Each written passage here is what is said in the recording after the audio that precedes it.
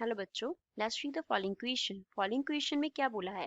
The displacement versus time of a particle executing simple harmonic motion is shown in the figure. हमें figure में displacement का variation दिया है time के साथ। The initial phase phi is, initial phase phi कितना होगा हमें वो बताना है। Option A is phi will lie between minus pi to minus pi by two, phi will be greater than pi but less than 3 pi by 2, phi will be greater than 3 pi by 2 but less than minus pi, and phi will be greater than pi by 2 but less than pi. So first of all we are talking about key concept of the question. इस question में क्या key concept use हो रहा है?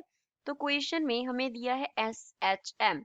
SHM का means क्या होता है? S means simple, H means harmonic and m का मीन्स क्या होता है? Motion, simple harmonic motion. तो सिंपल हार्मोनिक मोशन के लिए अगर हमें डिस्प्लेसमेंट का इक्वेशन लिखना हो तो हम वो कैसे लिखते हैं? डिस्प्लेसमेंट अगर उसको x से डिनोट करें तो वो हमारे पास होता है a into sine omega t plus यहाँ पे क्या होता है? फाई होता है। a जो है वो रिप्रेजेंट करता होता है एम्पलीट्यूड को, a इज एम्पलीट्यूड।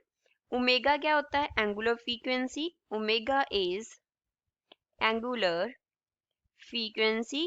टी होता है time, t is time. And phi जो है वो रिप्रेजेंट करता होता है फेज कांस्टेंट को, फाई इज फेज कांस्टेंट। अब क्वेश्चन को सॉल्व करते हैं। सपोज हमारे पास t जीरो पे, suppose t is equals to zero पे x का जो वैल्यू है वो माइनस a है। अगर x माइनस a के इक्वल होगा तो हमारे पास क्या इक्वेशन बन जाएगा? Minus a is equals to a sine omega, t की जगह पे जीरो आ गया, प्लस क्या है?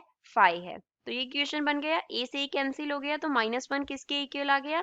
साइन फाई के इक्वल आ गया। साइन फाई माइनस वन आ रहा है तो यहाँ पे हम इसको वन को क्या लिख सकते हैं? We know that sine pi by two कितना होता है? वन के इक्वल होता है। तो लेफ्ट हैंड साइड पे हम लिख लेंगे sine pi by two is equals to sine phi के इक्वल हो जाएगा। फर्दर अगर हमें साइन थीटा माइनस में लिखना हो, साइन माइनस थीटा, तो वो किसके इक्वल होता है?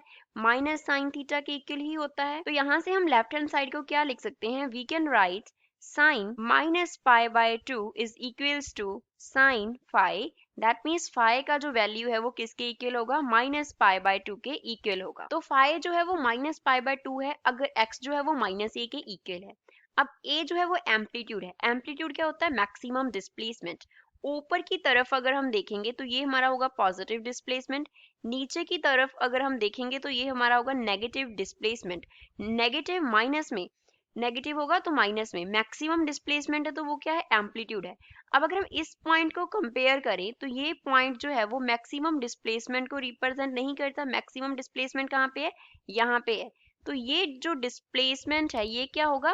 यहाँ पे जो x है वो लेस देन होगा माइनस ए से, माइनस ए से x जो है वो लेस है। तो अगर x जो है वो क्या होगा? माइनस ए से लेस होगा तो कॉरस्पॉन्डिंगली जो फाई होगा वो क्या होगा? Less than minus pi by two. तो वो माइनस पाई बाय टू से लेस होगा तो क्या बन गया? Phi is less than minus pi by two बन गया। ये इक्वेशन बन गया हमारे पास फाई का रिलेशन। और दूसरी तरह से हम क्या बोल सकते हैं कि जो x है वो जीरो से क्या है? बड़ा है। तो x जो है वो क्या है? ग्रेटर देन, अब नेगेटिव में बात कर रहे हैं तो हम माइनस जीरो ले लेते हैं। टाइम t जीरो पे बात कर रहे हैं तो x को ग्रेटर कंसिडर कर लेते हैं माइनस जीरो से। अदरवाइज हमारे पास जीरो ही होता है, वो नेगेटिव नहीं होता। बट जस्ट हम क्या ले रहे हैं? नेगेटिव के साथ कंपेयर कर रहे हैं तो माइनस साइन ले लेते हैं। अगर हमारे पास x का वैल्यू जीरो होता, कहाँ पे जीरो होता? Time t is equals to zero पे। तो इक्वेशन क्या होता है? x को जीरो फिल कर दिया is equals to a sine omega t plus यहाँ पे क्या हो जाता? फाई हो जाता। t की जगह पे हम जीरो फिल कर देते हैं क्योंकि हम t जीरो पे देख रहे हैं। तो क्या बन गया? Zero is equals to sine of phi. तो साइन जीरो कहाँ पे होता है? साइन जीरो डिग्री पे जीरो होता है। एंड साइन जो है वो कहाँ पे जीरो होता है? साइन पाई पे जीरो होता है। तो अगर हम इस जीरो को माइनस जीरो कंसिडर करें तो यहाँ पे हम क्या लिख सकते हैं? साइन ऑफ माइनस पाई लिख सकते हैं। That is equals to sine phi. तो ये किसके इक्वल आ गया? तो यहाँ से हमारे पास जो फाई है वो किसके इक्वल आ गया? माइनस पाई से। लेकिन अगर x जो है वो माइनस जीरो से बड़ा होगा तो हम क्या कंसिडर कर सकते हैं कि जो फाई है वो ग्रेटर होगा किससे? माइनस पाई से। तो ग्रेटर किससे है? माइनस पाई से। लेस किससे है? माइनस पाई बाय टू से। तो गिवन ऑप्शन में से ए इस क्वेश्चन का करेक्ट आंसर होगा। I hope you understood well. Thanks.